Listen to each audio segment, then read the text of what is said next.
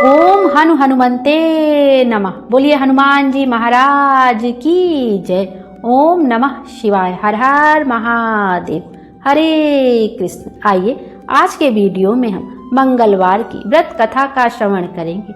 मंगलवार के दिन हनुमान जी की पूजा अर्चना की जाती है और उनके निमित्त व्रत रखा जाता है। और मंगलवार के दिन हनुमान जी की विधि विधान से पूजा अर्चना करने के बाद उनकी व्रत कथा का श्रवण किया जाता है। और मंगलवार के दिन हनुमान जी को लड्डुओं का भोग अवश्य लगाना चाहिए, यह उनका प्रिय भोग है। आइए अब हम हनुमान जी का ध्यान करते हुए मंगलवार व्रत कथा का श्रवण करते हैं। व्यास जी ने कहा, एक बार नैमिषारण्य तीर्थ में 80,000 मुनि एकत्र होकर पुराणों के ज्ञाता श्री सूत जी से पूछने लगे, हे महामुनि, आपने हमें अनेक पुराणों की कथाएं सुनाई है। अब कृपा करके हमें ऐसा व्रत और कथा बताएं जिसको करने से संतान की प्राप्ति हो तथा मनुष्यों को रोग, शोक, अग्नि, सर्व दुख आदि का भय दूर हो, क्योंकि कलयुग में सभी जीवों की आयु बहुत कम है। फिर इस पर उन्हें रोग चिंता के कष्ट लगे रहेंगे तो फिर वह श्री हरि के चरणों में अपना ध्यान कैसे लगा सकेंगे। श्री सूत जी बोले, हे मुनियों, आपने लोक कल्याण के लिए बहुत ही उत्तम बात पूछी है। एक बार युधिष्ठिर ने भगवान श्री कृष्ण से लोक कल्याण के लिए यही प्रश्न किया था। भगवान श्री कृष्ण और युधिष्ठिर का संवाद तुम्हारे सामने कहता हूँ, ध्यान देकर सुनो। एक समय पांडवों की सभा में श्री कृष्ण जी बैठे हुए थे। तब युधिष्ठिर ने भगवान श्री कृष्ण से प्रश्न किया, हे प्रभुनंदन गोविंद, आपने मेरे लिए अनेकों कथाएं सुनाई है। आज आप कृपा करके ऐसा व्रत या कथा सुनाएं जिसको करने से मनुष्य को रोग चिंता का भय समाप्त हो और उसको पुत्र की प्राप्ति हो। हे प्रभु, बिना पुत्र के जीवन व्यर्थ है। पुत्र के बिना मनुष्य नरकगामी होता है। पुत्र के बिना मनुष्य पितृ ऋण से छुटकारा नहीं पा सकता और ना ही उसका पुन्नग नामक नरक से उद्धार हो सकता है। अतः पुत्रदायक व्रत बतलाएं। श्री कृष्ण भगवान बोले, हे राजन, मैं तुम्हें एक प्राचीन इतिहास सुनाता हूँ, उसे ध्यान पूर्वक सुनो। कुंडलपुर नामक एक नगर था। उसमें नंदा नामक एक ब्राह्मण रहता था। भगवान की कृपा से उसके पास सब कुछ था, फिर भी वह दुखी रहता था। इसका कारण यह था कि ब्राह्मण की स्त्री सुनंदा के कोई संतान नहीं थी। सुनंदा पतिव्रता थी, भक्ति पूर्वक श्री हनुमान जी की आराधना किया करती थी। मंगलवार के दिन व्रत करके अंत में भोजन बनाकर हनुमान जी को भोग लगाने के बाद स्वयं भोजन करती थी। एक बार मंगलवार के दिन ब्राह्मणी गृह कार्य की अधिकता के कारण हनुमान जी को भोग ना लगा सके, तो इस पर उसे बहुत दुख हुआ। उसने कुछ भी नहीं खाया और अपने मन में प्रण किया कि अब तो अगले मंगलवार को ही हनुमान जी को भोग लगाकर अन्न जल ग्रहण करूंगी। ब्राह्मणी सुनंदा प्रतिदिन भोजन बनाती, श्रद्धा पूर्वक अपने पति को खिलाती, परंतु स्वयं भोजन नहीं करती और मन ही मन श्री हनुमान जी की आराधना करती रहती। इसी प्रकार 6 दिन गुजर गए और ब्राह्मणी सुनंदा अपने निश्चय के अनुसार भूखी प्यासी निराहार रही। अगले मंगलवार को ब्राह्मणी सुनंदा प्रातःकाल ही बेहोश होकर गिर पड़ी। ब्राह्मणी सुनंदा की इस असीम भक्ति के प्रभाव से श्री हनुमान जी बहुत प्रसन्न हुए और प्रकट होकर बोले, सुनंदा, मैं तेरी भक्ति से बहुत प्रसन्न हूँ, तो उठ और वर मांग। सुनंदा अपने आराध्य देव श्री हनुमान जी को देखकर आनंद की अधिकता से विह्वल हो श्री हनुमान जी के चरणों में गिरकर बोली, हे प्रभु, मेरी कोई संतान नहीं है, कृपया करके मुझे संतान प्राप्ति का आशीर्वाद दें, आपकी अति कृपा होगी। श्री महावीर जी बोले, तेरी इच्छा अवश्य पूर्ण होगी। तेरी एक कन्या पैदा होगी, उसके अष्टांग प्रतिदिन सोना दिया करेंगे। इस प्रकार कहकर श्री महावीर जी अंतर्ध्यान हो गए। ब्राह्मणी सुनंदा बहुत हर्षित हुई और सभी समाचार अपने पति से कहा। ब्राह्मण देव कन्या का वरदान सुनकर कुछ दुखी हुए, परंतु सोना मिलने की बात सुनी तो बहुत प्रसन्न हुए। विचार किया कि ऐसी कन्या के साथ मेरी निर्धनता भी समाप्त हो जाएगी। श्री हनुमान जी की कृपा से वह ब्राह्मणी गर्भवती हुई और 10वें महीने में उसे बहुत ही सुंदर पुत्री प्राप्त हुई। यह बच्ची अपने पिता के घर में ठीक उसी तरह से बढ़ने लगी जिस प्रकार शुक्ल पक्ष का चंद्रमा बढ़ता है। 10वें दिन ब्राह्मण ने उस बालिका का नामकरण संस्कार कराया। उसके कुल पुरोहित ने उस बालिका का नाम रत्नावली रखा, क्योंकि यह कन्या सोना प्रदान किया करती थी। इस कन्या ने पूर्व जन्म में बड़े ही विधान से मंगल देव का व्रत किया था। रत्नावली का अष्टांग बहुत सा सोना देता था। उस सोने से नंदा ब्राह्मण बहुत ही धनवान हो गया। अब ब्राह्मणी भी बहुत अभिमान करने लगी थी। समय बीतता रहा। अब रत्नावली 10 वर्ष की हो चुकी थी। एक दिन जब नंदा ब्राह्मण प्रसन्नचित्त था, तब सुनंदा ने अपने पति से कहा, मेरी पुत्री रत्नावली विवाह के योग्य हो गई है, अतः आप कोई सुंदर तथा योग्य वर देखकर इसका विवाह कर दें। यह सुन ब्राह्मण बोला, अभी तो रत्नावली बहुत छोटी है। तब ब्राह्मणी बोली, शास्त्रों की आज्ञा है कि कन्या 8वें वर्ष में गौरी, 9 वर्ष में रोहिणी, 10वें वर्ष में कन्या, इसके पश्चात रजस्वला हो जाती है। गौरी के दान से पाताल लोक की प्राप्ति होती है। रोहिणी के दान से बैकुंठ लोक की प्राप्ति होती है। कन्या के दान से इंद्रलोक में सुखों की प्राप्ति होती है। अगर हे पति देव रजस्वला का दान किया जाता है तो घोर नरक की प्राप्ति होती है। इस पर ब्राह्मण बोला, अभी तो रत्नावली मात्र 10 वर्ष की ही है और मैंने तो 16-16 साल की कन्याओं के विवाह कराए हैं, अभी जल्दी ही क्या है। ब्राह्मणी सुनंदा बोली, आपको तो लोभ अधिक हो गया है।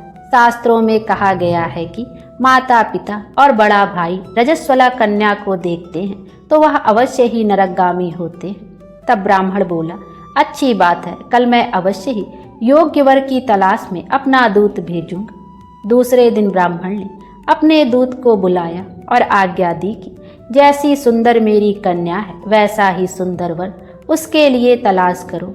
दूत अपने स्वामी की आज्ञा पाकर निकल पड़ा। पंपई नगर में उसने एक सुंदर लड़के को देखा।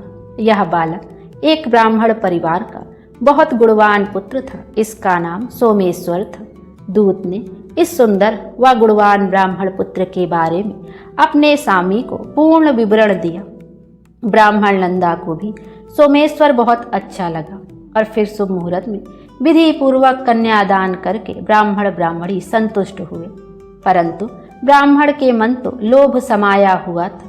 उसने कन्यादान तो कर दिया, पर वह बहुत खिन्न भी था। उसने विचार किया कि रत्नावली तो अब चली जाएगी और मुझे इससे जो सोना मिलता था वह अब मिलेगा नहीं। मेरे पास जो धन था कुछ तो इसके विवाह में खर्च हो गया और जो शेष बचा है वह भी कुछ दिनों पश्चात समाप्त हो जाएगा। मैंने तो इसका विवाह करके बहुत बड़ी भूल कर दी है। अब कोई ऐसा उपाय हो कि रत्नावली मेरे घर में ही बनी रहे, अपनी ससुराल ना जावे। लोभ रूपी राक्षस ब्राह्मण के मस्तिष्क पर छाता जा रहा था। रात भर अपनी सैया पर बेचैनी से करवटें बदलते बदलते उसने एक बहुत ही क्रूर निर्णय लिया। उसने विचार किया कि जब रत्नावली को लेकर उसका पति सोमेश्वर अपने घर के लिए जाएगा तो वह मार्ग में छिपकर सोमेश्वर का वध कर देगा और अपनी लड़की को अपने घर ले आवेगा, जिससे नियमित रूप से उसे सोना भी मिलता रहेगा और समाज का कोई मनुष्य उसे दोष भी नहीं दे सके।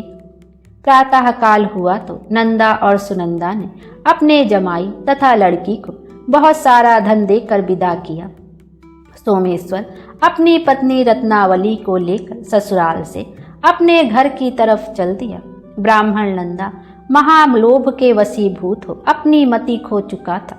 पाप पुण्य को उसे विचार ना रहा था। अपने भयानक व क्रूर निर्णय को कार्य रूप देने के लिए उसने अपने दूत को मार्ग में अपने जमाई का वध करने के लिए भेज दिया था, ताकि रत्नावली से प्राप्त होने वाला सोना उसे हमेशा मिलता रहे और वो कभी निर्धन ना हो। ब्राह्मण के दूत ने अपने स्वामी की आज्ञा का पालन करते हुए उसके जमाई सोमेश्वर का मार्ग में ही वध कर दिया। समाचार प्राप्त कर ब्राह्मण नंदा मार्ग में पहुंचा और रुदन करती अपनी पुत्री रत्नावली से बोला, हे पुत्री, मार्ग में लुटेरों ने तेरे पति का वध कर दिया है।